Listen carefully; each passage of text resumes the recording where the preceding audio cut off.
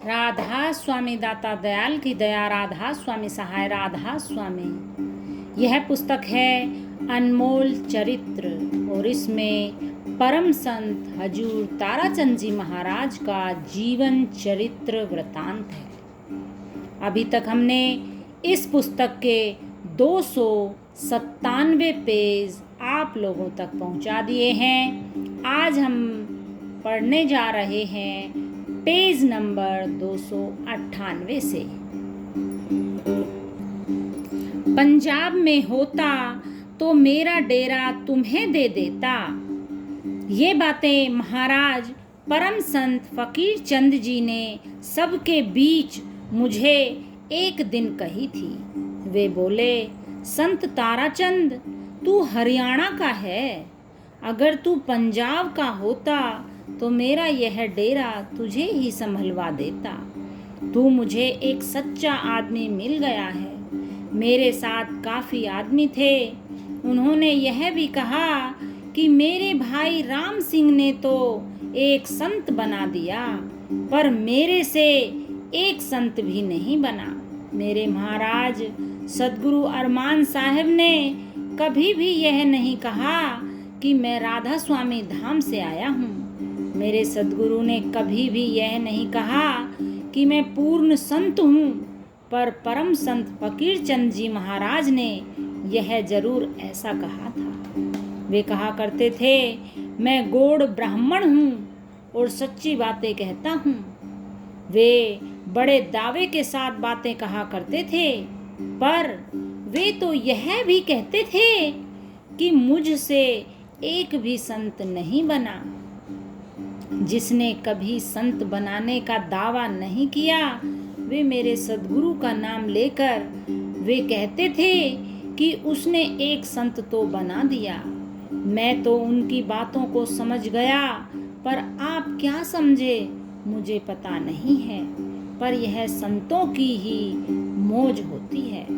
राधा स्वामी। बुराई करने वाले की सहायता। संत का स्वभाव सभी जीवों को सुखी बनाने का होता है। स्वयं कष्ट उठाकर दूसरे जीव को प्रसन्न करना ही उनका स्वभाव होता है। हुजूर ने समय समय पर अपने अनेक विरोधियों और निंदकों की भरपूर सहायता की। उन्होंने पारस पत्थर की भांति उनकी शरण में आने वाले हर जीव को समान रूप से दुख से बचाने की सदैव कोशिश की। पारस पत्थर होता है जो लोहे को सोना बना देता है। इसी तरह ही महाराज जी पारस पत्थर की तरह हर एक की दुख में सहायता करते थे। एक बार मेरे खिलाफ कुछ लोगों ने बहुत प्रचार किया। उनमें से एक भाई मेरे पास आया। इस कारण मेरा एक प्रेमी मुझसे नाराज हो गया। उसने कहा, आपने इस आदमी को क्यों बुलाया, इसको माफ क्यों किया? उस आदमी ने मेरे सामने यह कह दिया था कि मैंने अपने बच्चे पालने के लिए आपकी बुराई की थी। आपकी बुराई करने के लिए मुझे उस आदमी की तरफ से 6000 रुपये मिले थे। मैं उसका यहाँ क्या नाम बताऊं? उस समय मेरे साथी भी मेरा साथ छोड़कर चले गए थे। ऐसे साथी बनाओ जो आजीवन साथ रहे। ऐसा साथी शब्द वह सद्गुरु ही है, वह परमात्मा कुल मालिक।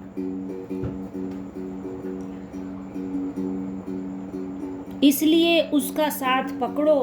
अब मेरे खिलाफ लिखने वाला वह आदमी आया और उसने कहा, मेरे बच्चे भूखे हैं और इस वक्त मैं बहुत तंग हूँ और मरा पड़ा हूँ। मैंने पूछा, क्या बात हुई? तू क्यों मरा? तू क्यों इतनी ज्यादा बुराई की कि यदि धरती फट भी जाए तो भी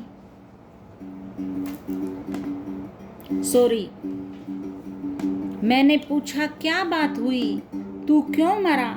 उसने बताया कि मैंने आपकी बहुत ज़्यादा बुराई की थी और इतनी ज़्यादा बुराई की थी कि यदि धरती फट भी जाए तो भी पाप नहीं उतर सकता है। मैंने उसको पूछा, अब क्या चाहता है? उसने कहा, मेरे बच्चों के लिए अनाज और मेरे इलाज के लिए कुछ करो। मैंने कह दिया, इसको 1 बोरी अनाज और 200 रुपए आश्रम से दे दो। मेरे सत्संगी मेरे से नाराज होकर भाग गए। वे बोले, आप यह क्या कर रहे हो? मैंने कहा, मैंने क्या बुरा कर दिया? वे बोले, यह तो आपकी बेहद बुराई करता था। मैंने कहा, कोई बात नहीं, इसकी बुराई से कोई नुकसान तो नहीं हुआ है, उस बुराई से फायदा ही हुआ है। कहते हैं, संतों की निंदा करे, घड़ काट दे खोट, बिन मारे मर जाएंगे, पड़े गजब की चोट। संतों की निंदा करे और जाके देखे सांग, तारा चंद उस जीव ने खा रखी है भांग। मैंने पूछा, बताओ और क्या चाहिए? उसने बच्चों के वास्ते कपड़ा मांगा। मैंने उसको 1 थान कपड़े का, 2 रजाई और 2 गद्दे दे दिए।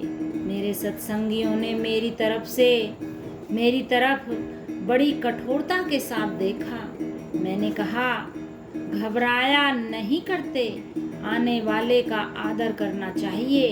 पर सबके बीच में उसने यह कह दिया कि उस आदमी ने पैसे देकर आपकी बुराई करवाई थी। मैं कहता हूँ, झूठी बुराई करते रहो, कुछ नहीं बिगड़ेगा। बुराई करने वाले पाप खरीद लेते हैं। फिर उसने यह भी कहा कि अगर मैं ठीक हो गया तो मैं उसकी बुराई करूँगा। मैंने कहा, तब तू ठीक कैसे होगा? फिर तो तू नमक हरामी हो गया। अब तुझे यही कहना चाहिए कि एक सच्चे संत की बुराई करने से ही बीमार हुआ हूँ। मैं आपको यह बताता हूँ, अगर तुम्हारे घर दूसरों की निंदा होती है तो घर पर कहर बरसेगा, भारी मुसीबतें आ जाएंगी।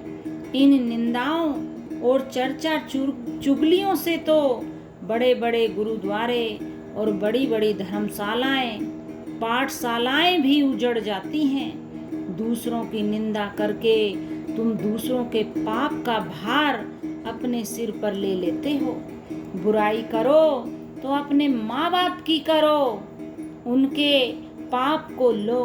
मैं कहता हूँ, संतों की बुराई कौन कर सकता है? संत कभी भी किसी की निंदा करने से घबराते नहीं हैं। गरीबदास जी कहते हैं, राम कहे मेरे संत को, दुख मत दीजिए कोय, संत दुखाए मैं दुखी, मेरे आपे भी दुख होए। हिरण्याकश्यप ओदर बिदारिया, मैं ही मारा कंस, जो मेरे संत को आन सतावे, उसका खोदूं वंश। 33 कोटि की बंद छुड़ाई, रावण मारा खेत, कला बढ़ाऊं मेरे संत की, प्रकट करी है मोह। राधा स्वामी। सच्चा संत निंदा से तो घबराता नहीं है। वह तो कहता है कि रबड़ की गेंद को जितनी जोर से जमीन पर मारोगे वह उतनी ही ऊपर को उछलेगी। जिन्होंने निंदा की उन्हीं के प्रताप से यह डेरा बन गया। यदि वे निंदा नहीं करते तो मैं गिर जाता, क्योंकि उस समय परमात्मा से प्यार नहीं करता। जिसने मेरे विरोध में इश्तिहार निकाला था उसकी स्त्री भी पागल होकर मर गई। उसका लड़का मेरे पास आया तो फिर भी मैंने उसको शेर घी दिया। राधा स्वामी। परम संत फकीर चंद महाराज का महाप्रयाण। हुजूर महाराज जी ने अपने सद्गुरु अरमान साहब के बाद सबसे अधिक प्रेम परम संत फकीर चंद जी महाराज से प्राप्त किया। उन्होंने अनेक बार होशियारपुर की यात्राएं करके परम संत जी के दर्शन लाभ तथा सत्संग किए। विभिन्न परमार्थ के पहलुओं पर विस्तृत चर्चा की। दोनों संतों ने एक दूसरे के पास आने जाने का सिलसिला जारी रखा। एक दिवस आश्रम में हुजूर महाराज जी गहरी भाव विभोर अवस्था में मग्न टहलते हुए देखे गए। उनकी अवस्था से उनके नजदीकी शिष्यों ने समझ लिया था कि आज किसी अनहोनी का विशेष प्रभाव दृष्टिगोचर हो रहा है। महाराज जी किसी भी विषय में रुचि क्यों नहीं ले रहे हैं? चेहरे पर प्रेम की अपेक्षा अवसाद के लक्षण क्यों प्रकट हो रहे हैं? इतने में ही संदेश वाहक पहुंचा कि हुजूर महाराज जी को शीघ्र अतिशीघ्र होशियारपुर बुलाया गया है। और देखते ही देखते हुजूर महाराज जी संदेश वाहक को साथ लेकर तुरंत रवाना हो गए। उन्होंने अपने साथ एक अन्य सेवक को भी ले लिया और वे मानव मंदिर होशियारपुर आ पहुँचे। परम संत फकीर चंद जी महाराज से आंखें मिलते ही दोनों ओर से अनुराग का समुद्र उमड़ पड़ा। सभी प्रत्यक्षदर्शी हैरान थे कि दोनों संतों में से कोई भी संत मुख से एक भी शब्द का उच्चारण नहीं कर रहे हैं और चारों आंखों से बह रही अविरल अश्रुधाराएं अपनी भाषा में सभी बातें कह रही हैं। हुजूर अचानक पंडित जी के चरणों की ओर झुके। उनका उच्च भाल उन परम संत के दाएं पैर के अंगूठे से स्पर्श हुआ और उन्हें महसूस हुआ जैसे भारी विद्युत प्रवाह शरीर में संचरित हो गया है। बिना कोई पल गंवाए पंडित जी ने आशीर्वाद की बख्शीश करते हुए कहा कि मैंने अपनी सारी कमाई आपको सौंप दी है। निर्भय होकर सत्संग करो। मैं आज से आपको हरियाणा के संत की उपाधि देता हूँ। मेरा हाथ सदा आपकी पीठ पर होगा। भाव विह्वल होकर हुजूर महाराज जी ने कहा, आपका हाथ तो अनेक वर्षों से मेरी पीठ पर है।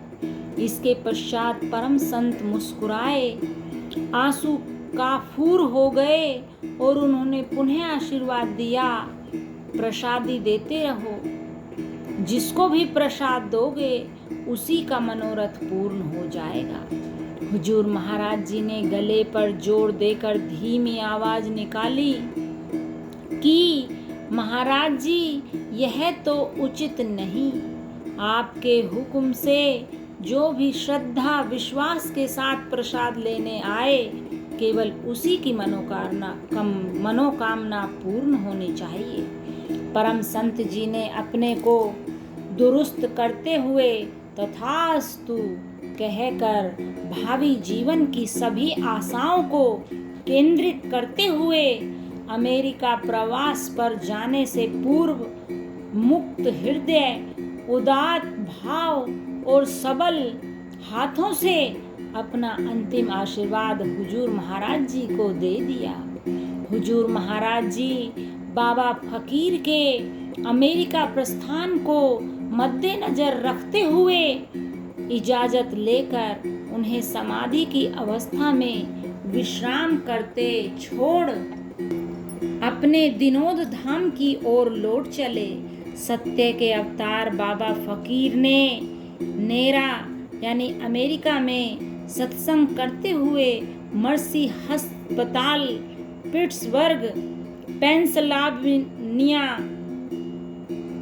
पेंसिल्वानिया की राह ली, जहां डॉक्टर रामदेव राव की देखरेख में भारतीय समय अनुसार 12 दिसंबर 1981 प्रातः स्वधाम को महाप्रयाण कर गए।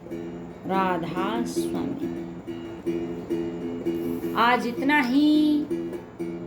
Thanks for watching, listening or reading.